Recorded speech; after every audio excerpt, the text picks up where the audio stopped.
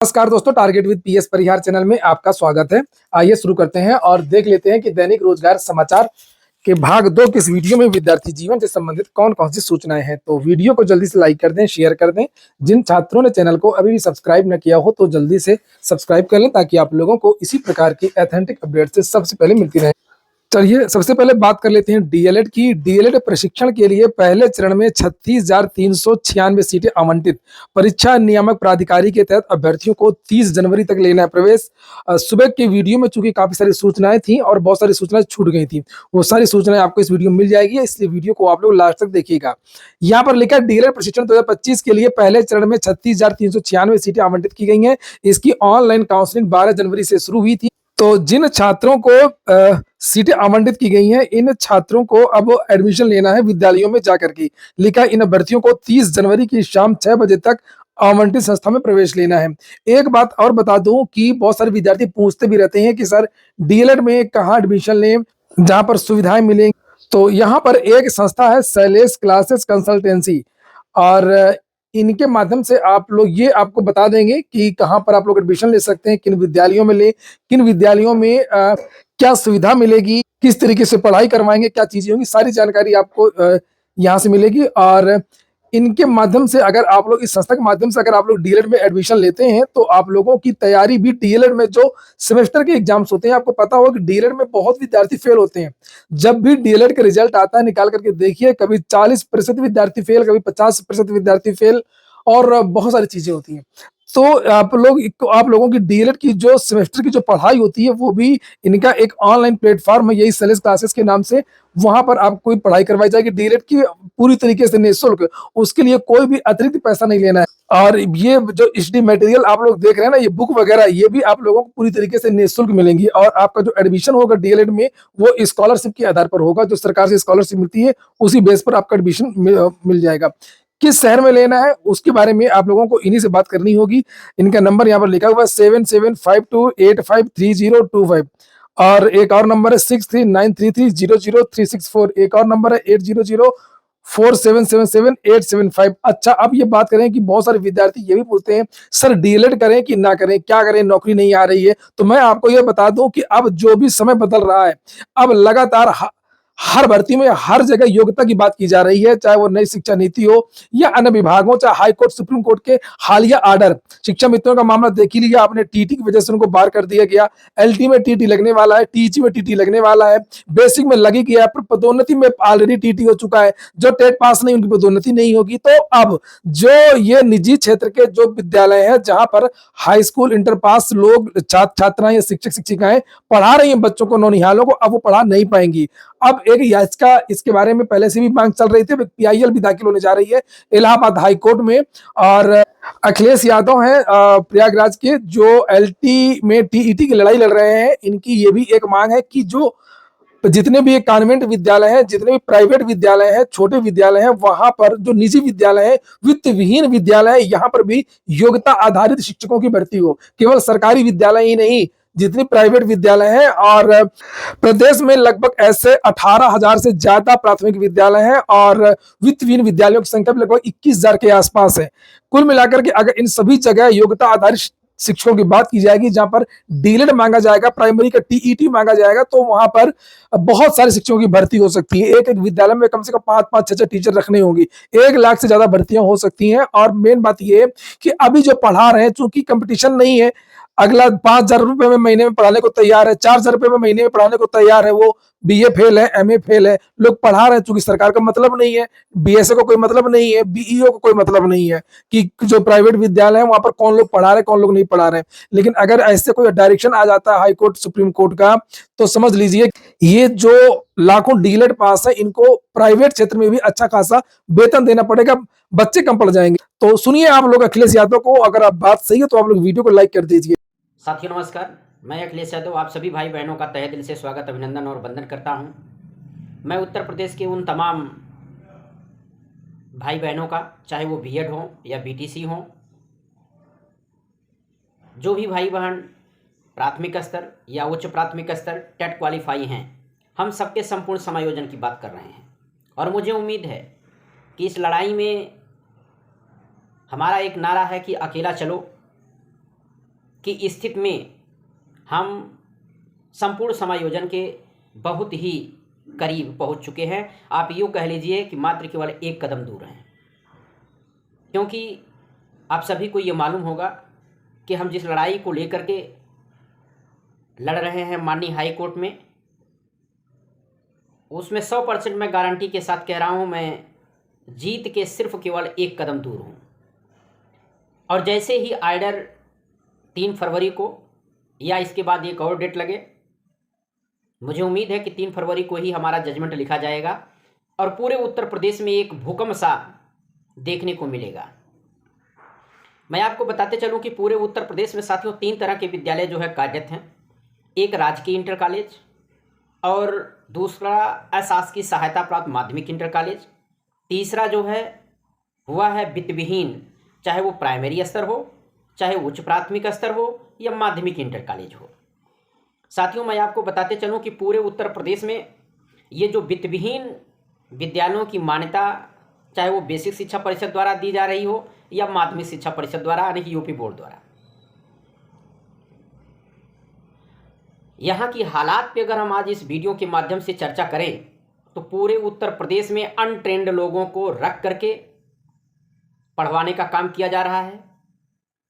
जबकि एनसीटीई और RTE act 2009 जब से राइट टू एजुकेशन आया, उसके तहत आप सभी को मालूम होगा कि प्राथमिक स्तर की क्या अर्हताएं होनी चाहिए, उच्च प्राथमिक स्तर की क्या अर्हताएं होनी चाहिए और माध्यमिक इंटर कॉलेजों में जो शिक्षक पढ़ा रहे हैं उनकी क्या अर्हताएं होनी चाहिए। अगर इनकी संख्या की बात करें तो पूरे उत्तर प्रदेश में 21,000 सिर्फ और सिर्फ केवल जो है माध्यमिक इंटर कॉलेज है, जिसे हम वित्तविहीन विद्यालय के नाम से जानते हैं। ये विद्यालय पूरी तरह से फर्जी हैं। मैं ये दावे के साथ कह रहा हूं कि ये विद्यालय फ्रॉड हैं। इसलिए फ्रॉड है क्योंकि इनकी जो मान्यता उत्तर प्रदेश सरकार द्वारा बोर्ड के माध्यम से, माध्यमिक शिक्षा परिषद के माध्यम से दी जा रही हैं, वो इंटरमीडिएट एजुकेशन एक्ट 1921 की धारा का अनुपालन नहीं करते हैं। मैं आपको बताते चलूं कि इंटरमीडिएट एजुकेशन एक्ट 1921 7(4) के तहत जो है हाई स्कूल की मान्यता दी जाती है और 7(क) के तहत जो है इंटरमीडिएट की मान्यता दी जाती है। जैसे जैसे सरकारें बदली 86 के बाद से मान्यता में परिवर्तन देखने को मिला। प्रबंध तंत्र जिसके पास पैसा है वो इन फर्जी और फ्रॉड विद्यालयों की मान्यता लेकर के अध्यापकों की नियुक्ति का कोई प्रोफार्मा जो है आयोग को नहीं है, क्योंकि 29 अक्टूबर 1988 पर इनके पद सृजन पर रोक लगा दिया गया है और ये साफ कह दिया गया है कि जिन विद्यालयों की मान्यता 7(क) के तहत दी जा रही है अथवा दी गई है, उन विद्यालयों में पद सृजन नहीं किया जाना है।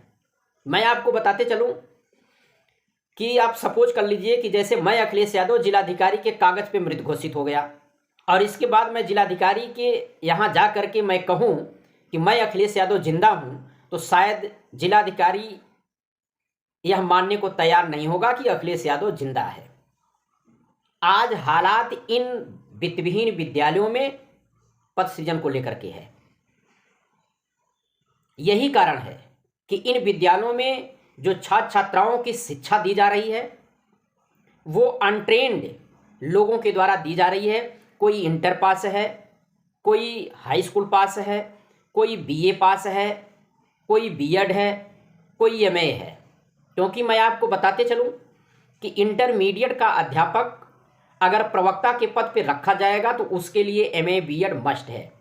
अगर वो 6 से 10 तक पढ़ाएगा तो उसके लिए बीए बीएड उच्च प्राथमिक टेट होना अनिवार्य है।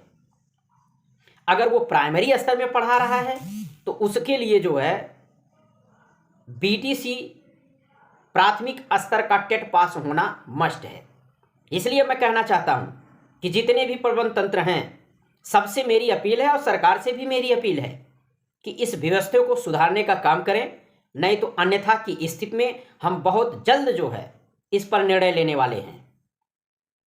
क्योंकि अब कोई भी अध्यापक, चाहे वो वित्तविहीन बेसिक हो, प्राइमरी स्तर या जूनियर स्तर या माध्यमिक इंटर कॉलेज 6 to 10 या 6 to 12 हो, किसी को हम अनट्रेंड अध्यापकों को पढ़वाने नहीं देंगे। ये मेरा खुला चैलेंज है, क्योंकि माननीय सर्वोच्च न्यायालय ने यह साफ कह दिया है कि आरटीई एक्ट 2009 की धारा 21 और 22 के तहत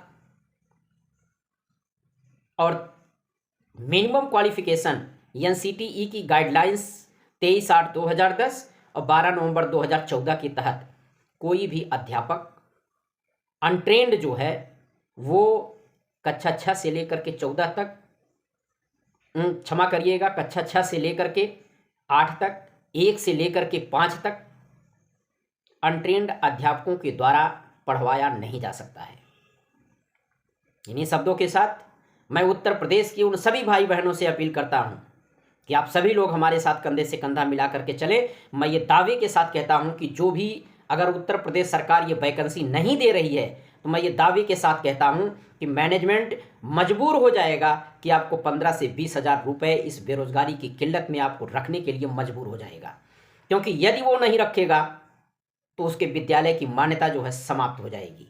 अपने विद्यालय की मान्यता को बचाने के लिए पूरे उत्तर प्रदेश में जितने प्राथमिक स्तर टेट डिग्री धारक हैं या जितने उच्च प्राथमिक स्तर टेट डिग्री धारक हैं, सबको इनको जो है मजबूरन रखना पड़ेगा। और ये बहुत जल्द आपको देखने को मिलेगा कि अखिलेश यादव ने जो चीज़ कहा था कि संपूर्ण समायोजन होगा, मैं उनको कम से कम जो है 20 से 25 हज़ार रुपये पर रखवाने का काम करूंगा। इन्हीं शब्दों के साथ आप सभी भाई बहनों का तहे दिल से स्वागत, अभिनंदन और वंदन है। निवेदन आप लोगों से है कि हमारे इस लड़ाई में बिना किसी भेदभाव से, चाहे वो बीएड हो या बीटीसी हो, सब लोग हमारा साथ दीजिए। आप देखिएगा कि अखिलेश यादव आपके रास्ते को खोलने के लिए चल पड़ा है। धन्यवाद। देखा आप लोगों ने, और निश्चित तौर पर अगर सुप्रीम कोर्ट की निगाह टेढ़ी होगी, अब योग्यता की बात होगी, तो वो निश्चित तौर पर इस पर ध्यान देगी और ये जो अनट्रेंड जो भी पढ़ा रहे हैं ये सारे के सारे बाहर होंगे। हम बात कर लेते हैं अब सी टेट से अध्यापकों को मिल सकती है मुक्ति। आपको पता है कि सुप्रीम कोर्ट ने कही दिया कि जो पुराने शिक्षक है उनको भी टेट करना पड़ेगा, पदोन्नति करना तो भी उनको टेट करना पड़ेगा, अगर रहना है तो भी अगर शिक्षक बने रहना तो भी टेट करना पड़ेगा।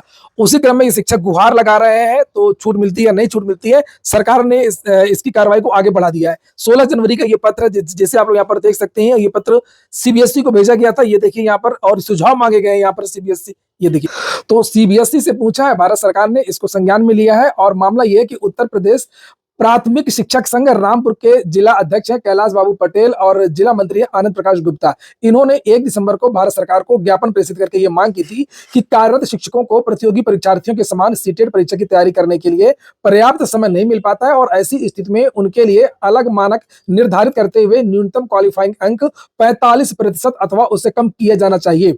जो अभी आपने देखा होगा कि जो समान वर्ग के विद्यार्थी हैं सीटेट में, उनको 60% नंबर लाने होते हैं, और जो एससी एसटी और ओबीसी के जो छात्र और शिक्षक होते हैं उनको सीटेट क्वालिफाई करने के लिए 55% अंक या 82 नंबर लाने होते हैं। तो उसी के लिए इन लोगों ने ये मांग की है कि 55% की जगह या 60% की जगह इनका न्यूनतम क्वालिफाइंग अंक जो है वो 45 किया, ये जाकर के बैठता है लगभग 67 नंबर। और इसी को लेकर के ये पत्र अब सीबीएसई को भेजा गया है सरकार की तरफ से, और इसमें लिखा कि निम्नलिखित अनुरोध सुझाव शिकायत प्राप्त हुई, जिनका विवरण नीचे दिया हुआ है। इसमें विभिन्न प्रकार की शिकायतें हैं, अलग अलग परीक्षाओं की शिकायतें। और आप 8 नंबर में देखेंगे यहाँ पर, ये देखिए लिखा हुआ है आनंद प्रकाश गुप्ता जो जिला मंत्री हैं प्राथमिक शिक्षक संघ के, ये देखिए यहाँ पर, और ये लिखा हुआ है रिक्वेस्ट, दिखा रहा हूँ, request for relaxation in qualifying marks in service teacher in teacher eligibility test. तो जो सीटेट टेट होगा उसके लिए इन्होंने मांग की है कि 45% में शिक्षकों को पास किया जाए, क्योंकि शिक्षक पढ़ाते भी हैं और उनका अपना अनुभव भी है, और समान विद्यार्थियों से इनको अलग किया जाए। अगली सूचना है होमगार्ड भर्ती की, फटाफट कुछ न्यूज और देख लेते हैं। लिखा होमगार्ड भर्ती में मिलेगी प्राथमिकता, दुश्मन देश के लड़ाकू विमानों ने हमला कर दिया, अंधेरे के बीच धमाके और हर तरफ चीख पुकार, धमाकों के बीच नागरिकों को बचाते पुलिस और सेना और सिविल डिफेंस के जवान। तो जलते मकानों और मलबे के बीच गूंजते एम्बुलेंस और दमकल वाहनों के सायरन। शुक्रवार को पुलिस लाइन में ब्लैकआउट के दौरान मॉक ड्रिल को देख करके वहां पर मौजूद मुख्यमंत्री योगी आदित्यनाथ ने जवानों को बधाई दी, और अपने संबोधन में योगी ने यह भी कहा कि आपदा मित्र के रूप में जो स्वयं सेवक कार्य करेंगे उनको होमगार्ड भर्ती में प्राथमिकता दी जाएगी। तो होमगार्ड भर्ती में जो आपदा मित्र होते हैं इनको वरीयता दी जाएगी। स्कॉलरशिप को लेकर के भी जानकारी दी गई है कि दशमोत्तर छात्रवृत्ति 25 जनवरी को जितने भी विद्यार्थी हैं इसके दायरे में आते हैं, लाखों विद्यार्थी, सभी विद्यार्थियों को उनकी स्कॉलरशिप 25 जनवरी को मिल जाएगी। और ये देखिए लिखा हुआ है कि दशमोत्तर छात्रवृत्ति योजना अंतर्गत समस्त वर्गों के पात्र छात्रों को दिनांक 25 जनवरी 2026 को छात्रवृत्ति की धनराशि उनके आधार सीडेड बैंक खाते में अंतरित किया जाना। इस क्रम में माननीय मुख्यमंत्री जी के कर कमलों से छात्रवृत्ति स्वीकृति प्रमाण पत्र दिए जाने हेतु 25 जनवरी 2026 को इंदिरा गांधी प्रतिष्ठान लखनऊ में 11 बजे कार्यक्रम आयोजित किया जाना निर्धारित। आज के वीडियो में इतना ही। पूरा वीडियो सुनने के लिए बहुत बहुत धन्यवाद।